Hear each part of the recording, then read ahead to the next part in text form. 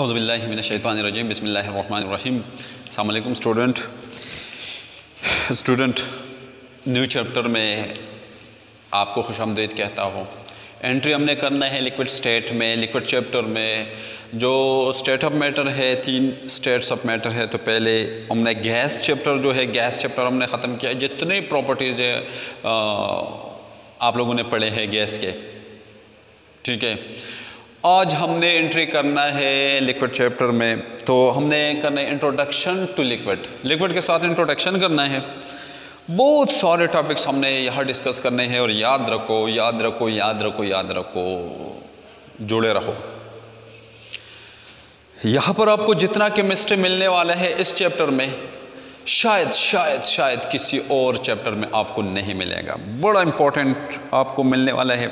और अगर मैं ये कहूँ कि नहीं ये केमिस्ट्री नहीं बल्कि अपने फिज़िकली लाइफ में बहुत सारी चीज़ें ऐसे हैं जिनके आपके साथ उसके साथ वास्ता पड़ता है, लेकिन आप समझते नहीं है कि ऐसा होता क्यों है। यकीनी तौर पर आप ये समझने की कोशिश करो कि ये जो चैप्टर है, मैं अक्सर स्टूडेंट से यही कहता हूँ, इस चैप्टर को याद करो। यहाँ पर बहुत सारी चीज़ें हैं जो आपने याद करने हैं। अगरचे मैं आज का लेक्चर का नहीं कहता हूँ, आज का लेक्चर भी अच्छी तरह से देखा करो क्योंकि इसके साथ बहुत सारी चीज़ें रिलेटेड है। आप जब सीरीज़ में जाएंगे ना तो आगे आपको मसला नहीं रहेगा। आप ज़रूर, ये मैं तुम्हें इंस्ट्रक्शन देता हूँ, मैं तुम्हें नसीहत करता हूँ, प्लीज़ आपने इस चैप्टर को नहीं मिस करना है। बहुत सारी चीज़ें इसमें आ रही है, आप आगे जाके आपको पता खुद चलेगा। फिर जो सेकंड ईयर, फर्स्ट ईयर जितनी केमिस्ट्रीज हैं ना, केमिस्ट्री में तुम्हें मसला नहीं रहेगा फिर, लेकिन इस चैप्टर को अच्छी तरह से याद करना है। चलो, तो इंट्रोडक्शन करना है लिक्विड के साथ। मैंने यहाँ पर लिखा the state of matter which have definite volume but have no definite shape is called liquid. जनाब आपने सॉलिड को आपने गैस को पढ़ा था, तो आप लोग यही कहते थे कि गैस के मॉलिक्यूल्स जो होते हैं बड़े फासले पर होते हैं, दूर दूर एक दूसरे से बड़े दूर दूर पड़े होते हैं। इससे पहले आप लोग ये पॉइंट क्लियर कर चुका है, ठीक है, कि गैस के मॉलिक्यूल जो होते हैं बड़ी दूर दूर एक दूसरे से पड़े होते हैं। तो मॉलिक्यूल तो बड़ा छोटा होता है, बहुत छोटा होता है। इसलिए अब ये है कि ये जो चीज़ है आपको जो नज़र आता है इनका भी नज़र नहीं आता है, ये चीज़ भी आपको नज़र नहीं आता, ये भी नज़र नहीं आता है, और दरमियान में स्पेस है। तो इसका मतलब यह है कि गैस हमें नज़र नहीं आता है क्योंकि मॉलिक्यूल एक दूसरे से बहुत दूर दूर पड़े होते हैं। दैट इज़ वाई अब न इसका कोई ख़ास वॉल्यूम है और ना ही इसका कोई ख़ास शेप है। लेकिन आप सॉलिड में आए तो सॉलिड के जो मॉलिक्यूल है वो एक दूसरे में मजबूती के साथ एक दूसरे के साथ जुड़े हुए होते हैं। एक दूसरे में मॉलिक्यूल जो पार्टिकल है, यहाँ पर मैं पार्टिकल का जिक्र करूँगा। यहाँ पर मैं क्यों मॉलिक्यूल का कहता हूँ, तो याद रखो गैस में हमेशा मॉलिक्यूल्स ही होते हैं, ठीक है। तो जो पार्टिकल्स है सॉलिड के वो कैसे होते हैं, एक दूसरे में मजबूती के साथ चिमटे हुए, एक दूसरे के साथ मजबूती के साथ चिमटे हुए होते हैं, एक दूसरे में पेवस्त होते हैं। दैट इज़ वाई जो सॉलिड है उनका पैक्स शेप भी है और इसका पैक्स वॉल्यूम भी है।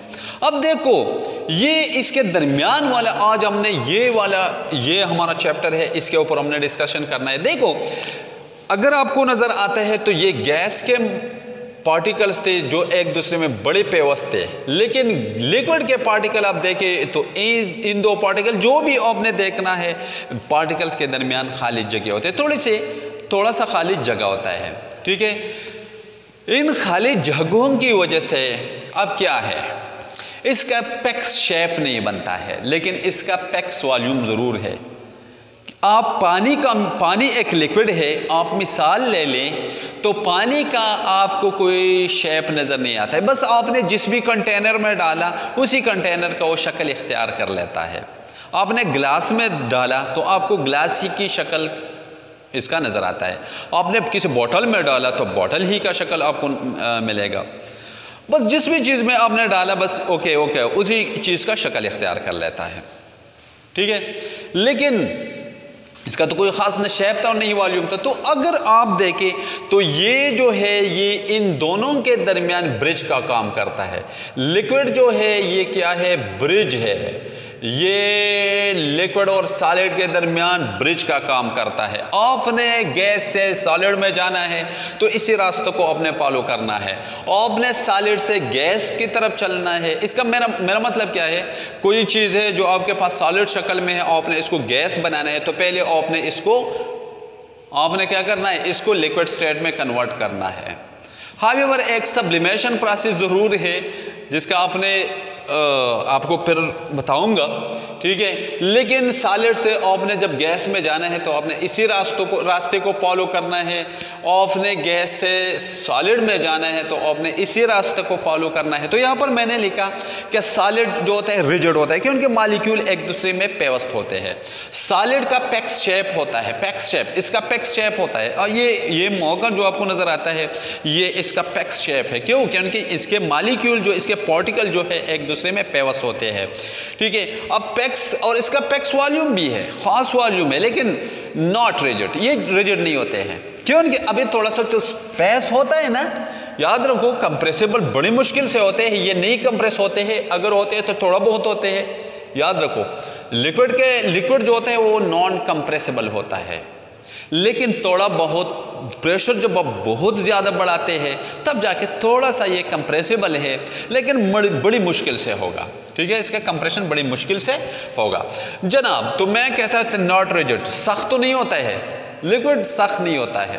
आप देखो ये सख्त है हमारे पास, लेकिन आप पानी पर प्रेशर डालें, फोर्स अप्लाई करें तो पानी के लेट फॉर एग्जांपल मैं हाथ इसके ऊपर अप्लाई करो तो हाथ इसके नीचे चला जाता है। इसका क्या मतलब है कि ये रिजिड नहीं होता है, ये नरम होता है, नरम मुलायम होता है, ठीक है। पैक्स वॉल्यूम, इसका वॉल्यूम पैक्स होता है, ताहम शेप पैक्स नहीं है। नॉट रिजिड सख्त नहीं है, पैक्स इसका शेप खास शेप तो नहीं है, ठीक है। जिस कंटेनर में डाला जाता है उसका शेप इख्तियार कर लेता है, लेकिन इसका वॉल्यूम पैक्स होता है, ठीक है जनाब।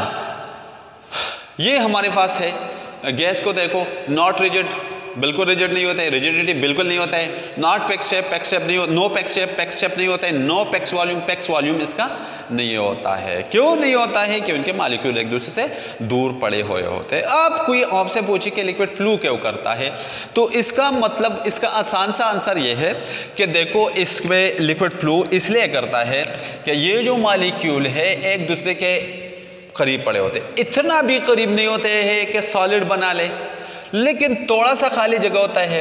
इस वजह से इसको तो स्पेस मिला, ये थोड़ा सा हरकत करेगा क्योंकि इनके अंदर जो इलेक्ट्रॉन प्रोटॉन न्यूट्रॉन इनके अपने स्पिनिंग होते हैं और मॉलिक्यूल पूरा के पूरा भी स्पिनिंग करता है, बल्कि वाइब्रेशन करता है। बल्कि लिक्विड के मॉलिक्यूल तो वाइब्रेशन, रोटेशन, ट्रांसलेशन तमाम के तमाम मोशन करते हैं। अब स्पेस उनको मिला तो ये जाके इसको धक्का देगा। ये खुद भी चलने को तैयार था, इसने धक्का भी दिया तो ये इसको धक्का देगा, ये इसको धक्का देगा।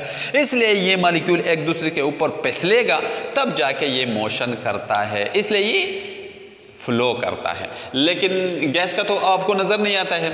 तो जनाब अब आपने पढ़ा, आपने क्या पढ़ा कि हमारे पास गैस, लिक्विड जो होता है सॉलिड और गैस के दरमियान किस चीज़ का काम करता है, ब्रिज का काम करता है। ये आपने थोड़ा सा इनके इंट्रोडक्शन है। आगे जाके इसके केम थी अबाउट लिक्विड के बारे में काइनेटिक मॉलिक्यूलर थ्योरी क्या कहता है। तो लिक्विड के बारे में 4 पोस्टुलेट अपने जहन में रखने हैं। आपने 4 पोस्टुलेट को जहन में रखने हैं। The first one is the kinetic energy of liquid is greater than solid and lesser than gases at a given temperature. The kinetic energy of liquid is greater than solid and lesser than gases at given temperature. अगर आप कुछ इस तरह करें, late for example मैं आपको बताता हूँ, मैं कहता हूँ काइनेटिक एनर्जी ऑफ, कहते किस चीज़ को? काइनेटिक एनर्जी वो एनर्जी जो किसी बॉडी में उसके मोशन की वजह से होती है, उसको मौजूद होती है, उसको हम काइनेटिक एनर्जी कहते हैं। तो जनाब the kinetic energy of liquid is greater than solid and lesser than gases. देखो गैस जो होते हैं, गैस के मॉलिक्यूल तो बड़े दूर दूर पड़े होते हैं, तो बड़ा तेज डिफ्यूजन करता है, एक दूसरे के पीछे भागेगा बड़ा तेज, ताकि अपने आप को स्टेबल करे। इसका मैंने आंसर पहले वाले गैस वाले चैप्टर में मैं आपको दे चुका हूँ। तो इसलिए इसका तो बड़ा तेज मोशन करेगा, ठीक है। लेकिन सॉलिड के मॉलिक्यूल तो एक दूसरे में बड़ा पेवस होते हैं, ये इनका तो हरकत बिल्कुल होता ही नहीं है। तो इसलिए इनका काइनेटिक एनर्जी क्या होती है, लिक्विड को देखो, लिक्विड का काइनेटिक एनर्जी इससे तो ज्यादा होती है, ताहम गैस से क्या होती है, कम होती है। तो that is the first postulate. Second postulate को आप देखें, द इंटरमॉलिक्यूलर अट्रैक्टिव फोर्सेस, ये बड़ा इंपॉर्टेंट है। इसके बारे में मैं ये कह रहा था कि आपने इस चीज को लर्न करना है, ये जाके आपको आगे केमिस्ट्री में तुम्हें बड़ी आसानी रहेगी। जनाब इसको समझने की कोशिश करो। मैंने क्या कहा, इंटरमॉलिक्यूलर अट्रैक्टिव फोर्सेस क्या है, hydrogen bond, dipole dipole, London dispersion forces, आगे जाके हमने इनको पढ़ने हैं, ये बहुत इंपॉर्टेंट है। लेकिन वैसे आपके लिए मैं इनका जिक्र कर रहा हूँ, ये बड़े इंपॉर्टेंट है जनाब, आपने इनको देखने हैं। तो देखो, अब हमारे पास अगर आप सॉलिड को देखें तो सॉलिड एक दूसरे में पेवस्त क्यों है, इसलिए कि यहाँ पर पार्टिकल के दरमियान इंटरमॉलिक्यूलर अट्रैक्टिव फोर्स बहुत ज्यादा स्ट्रांग है। दैट इज वाई इसका क्या हुआ, मॉलिक्यूल एक दूसरे में बड़े पेवस्त हो गए हैं। स्ट्रांग फोर्स है, उस फोर्स की वजह से मॉलिक्यूल एक दूसरे के बहुत करीब आ गए हैं। लेकिन अब लिक्विड में इतना ज्यादा तो नहीं है, फिर भी स्ट्रांग है, लेकिन गैस में देखो, गैस के मॉलिक्यूल तो बड़े दूर दूर पड़े होते हैं। दैट इज वाई इनके मॉलिक्यूल दूर क्यों पड़े हैं, कि उनके फोर्स ऑफ अट्रैक्शन कमजोर है। तो मैं कहता हूं कि लिक्विड के इंटरमॉलिक्यूलर अट्रैक्टिव फोर्स गैस से कम होता है, ज्यादा होता है, लेकिन सॉलिड से कम होता है। देखो किस तरह है, काइनेटिक एनर्जी लिक्विड का गैस से कम था, लेकिन सॉलिड से ज्यादा था। लेकिन इंटरमॉलिक्यूलर अट्रैक्टिव फोर्स लिक्विड का क्या है, लिक्विड का सॉलिड से कम है, लेकिन गैस से ज्यादा है, ठीक है।